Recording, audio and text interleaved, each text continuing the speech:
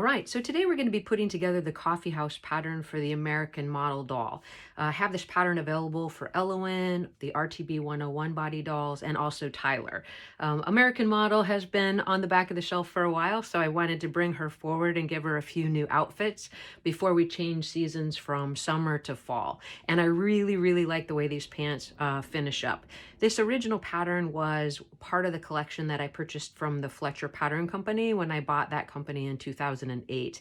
And they've just made some really great designs, and I've taken what they've started and I've added it for a couple of different dolls, and that's what I'll be doing today. So let's take a quick look at the pattern pieces, and then we'll go ahead and get started with the construction. So this is actually the cover to the pattern, and as you can see, it includes 4 pieces. It includes these cool rolled cuff trousers with a little bit of a tab pocket right here, a turtleneck sweater with long sleeves, a laptop bag, and then this really cool hat. Now that hat is pretty easy to construct, and you can see how to do that in an additional video, which I'll link in the description below.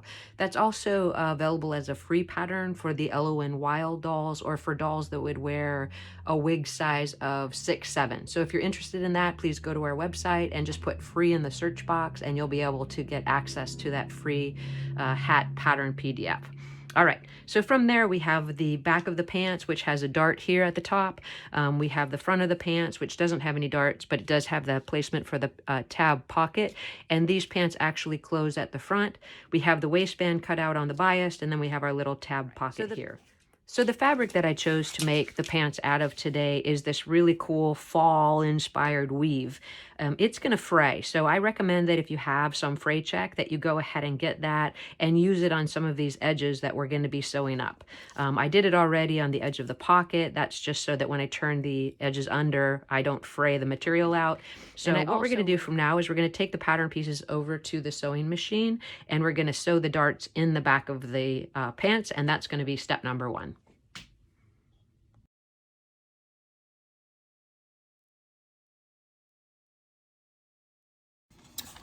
All right, so we've gone ahead and removed the pins from the pattern piece, and this is where the dart's going to stop on the back of the pants. Now, normally what I do is just poke a little hole in the end of the dart with my seam ripper on the pattern piece and then mark it with my heat erasable marker. But since this is really dark fabric and it's just a little bit easier, I went ahead and just placed a pin at the end where that dart's going to stop. So the first step is going to be to sew the darts in both back sections of the pants. I'm using a very small stitch length, and I'm going to leave the strings a little bit longer and tie the darts off when I take them over to the ironing board to press them. So let's go ahead and get those darts started, and then we'll move on to the next step.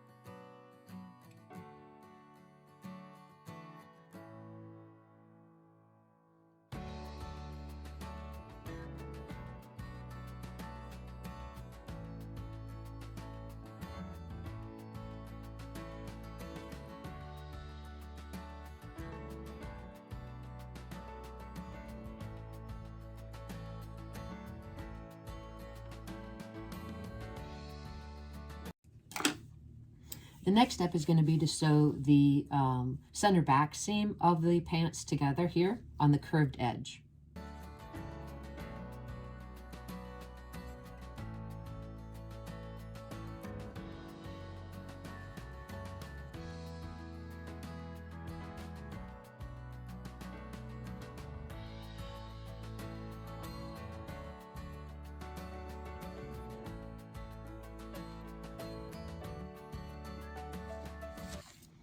Next, we're going to work with our front pieces. So this is the right and left front opening at the pants.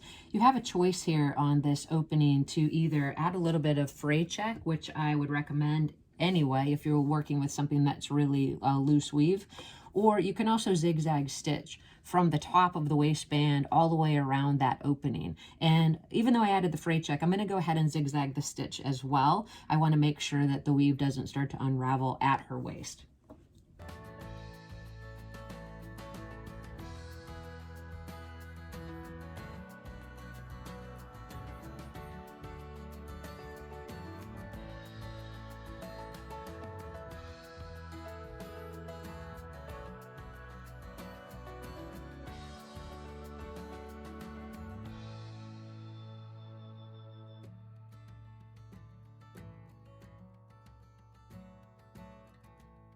Now we're simply going to sew the front of the pants together from the notch indicated on the pattern to the actual inner thigh seam.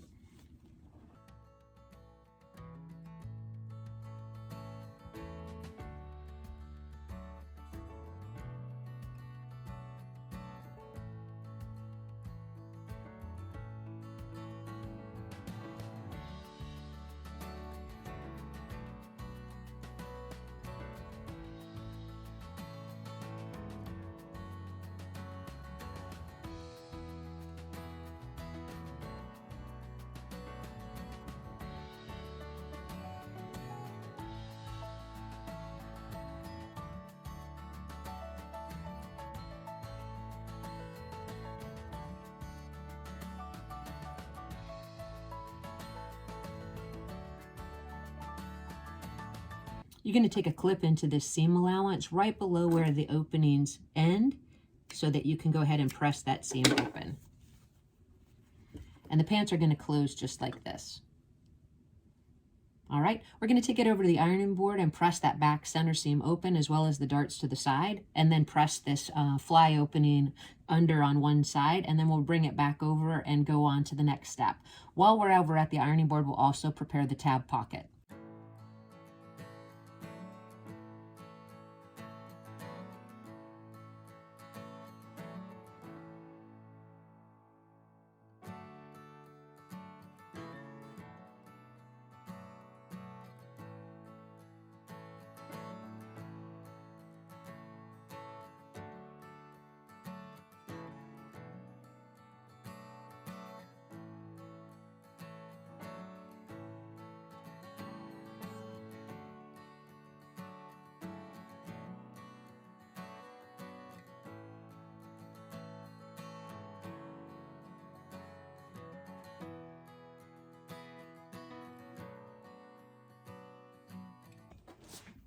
All right, so here we have our tab pocket, and all we're going to do is fold each edge in by 1/4 of an inch and press it.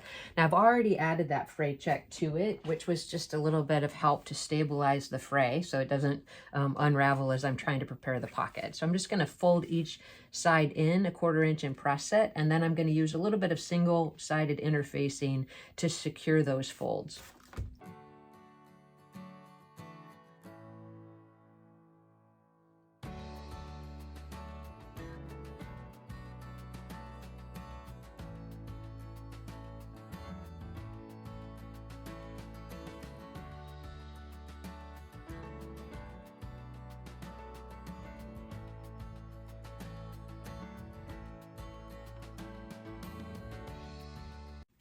All right, if you're happy with the shape of that, then all you can do is just take some single-sided interfacing.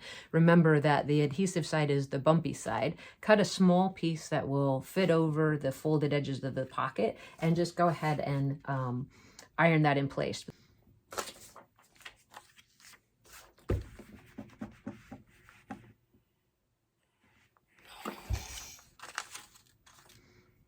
So that just makes it a lot easier to maintain those folded edges. So we're going to take that over to the sewing machine and do a little top stitching on that pocket.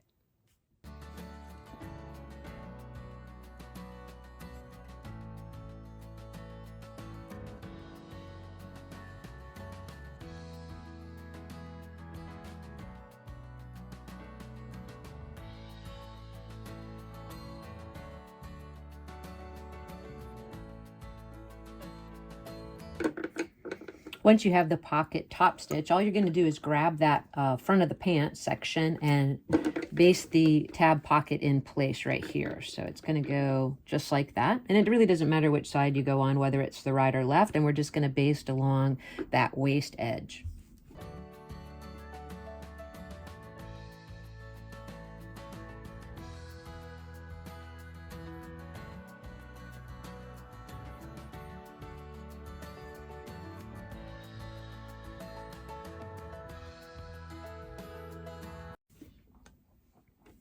All right, now that we have the front of the pockets prepared and the tab pocket is in place, we're going to go ahead and sew the pants back to the pants front at the side seams.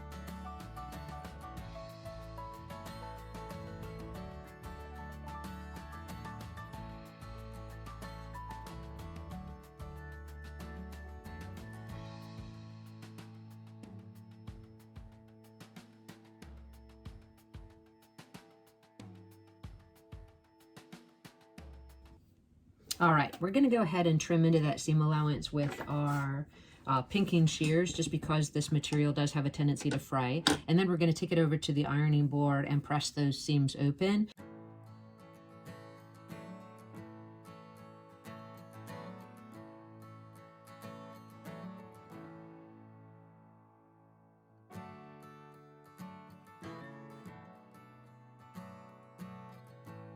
All right, now that we have those side seams pressed open, we're going to go ahead and run that zigzag stitch along the hem edge of the pants cuff, and then we're going to prepare the pants cuff to be rolled up.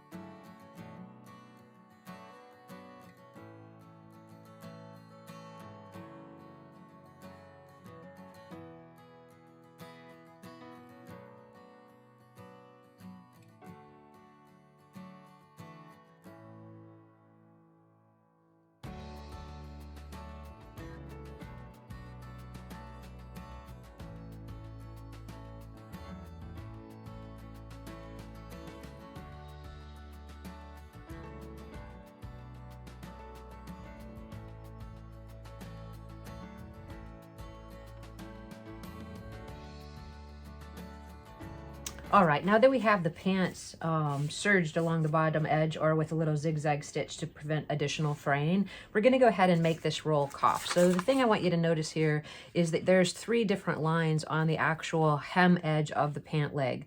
So what you're going to do first is you're going to fold it with wrong sides together to the back 1 inch. So you're going to take the wrong side of the fabric and fold it up.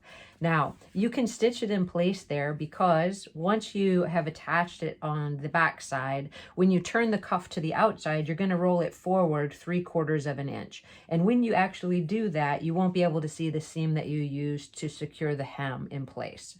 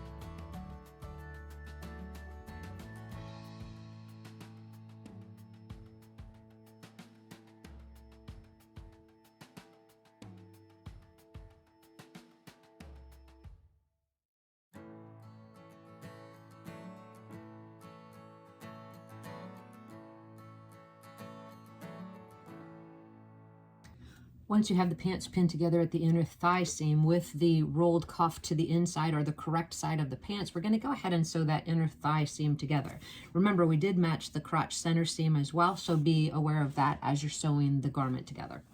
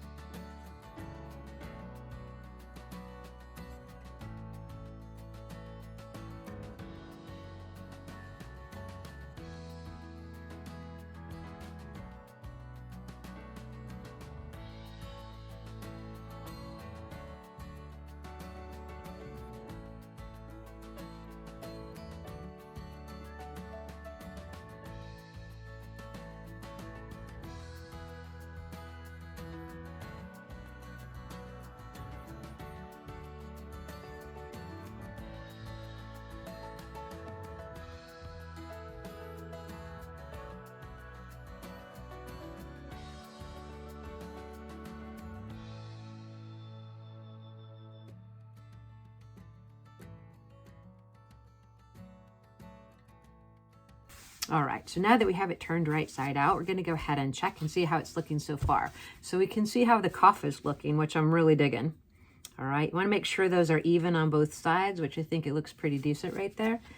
And I like the way the pants are looking. So now that we have everything constructed so far, we're gonna go ahead and get the waistband attached to the pants. Then we're gonna give it a final press. I love the crease on the front of this pants with that rolled cuff, and I think it looks fantastic. So let's go ahead and add the waistband and get a fit to the doll and see where we need to go next. All right, well, we're making great progress and we're almost finished with the pants. So the very next step is just gonna be to attach the waistband at the waist. What we're gonna do here is we're just gonna do a zigzag stitch along one long edge, and that's the part that's gonna be pressed to the inside of the pants. So after that step, we're gonna pin the waistband to the waist, and then we're gonna sew it with right sides together. So let's do those two steps and get a fit to our doll and see how it's coming together so far.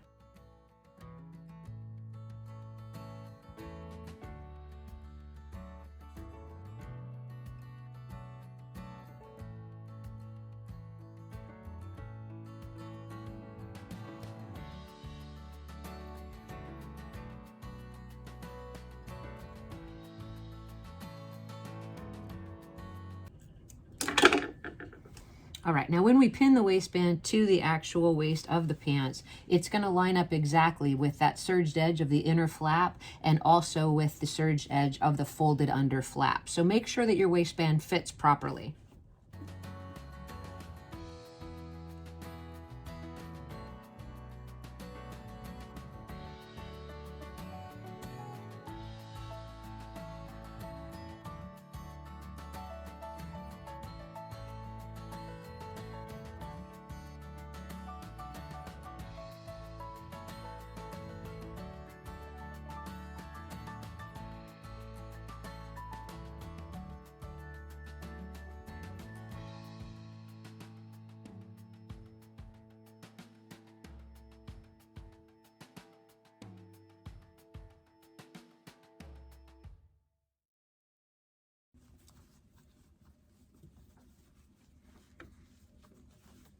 All right, so now that we have the waistband sewn on, we're going to take it over to the ironing board and we're going to press that seam allowance up.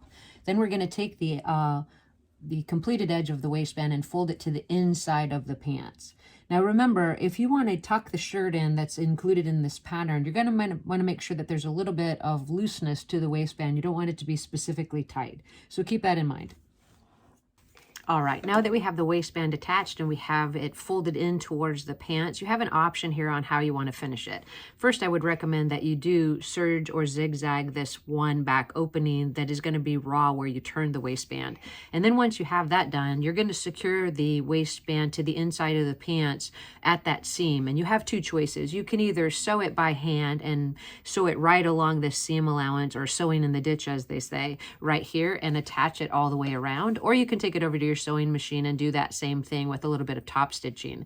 So that's what I'm going to do next. I'm going to take it and I'm going to serge or zigzag this raw edge that still exists right here, and then I'm going to sew the waistband to the inside along that seam edge with a top stitch. So that's going to be our next step.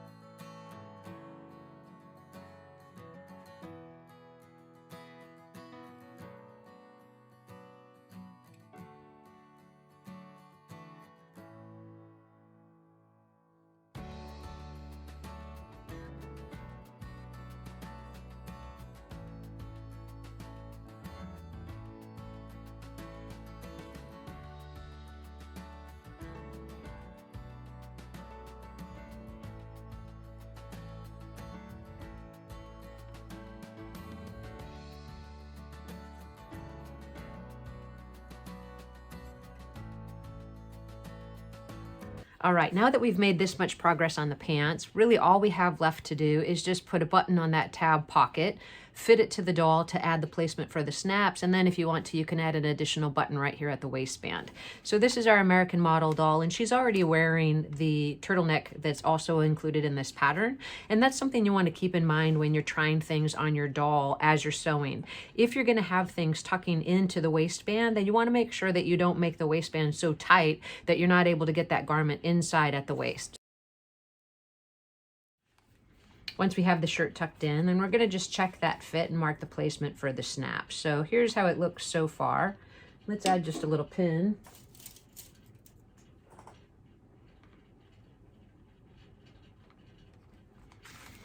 And I think it's pretty good look overall. So it fits nicely through the hips.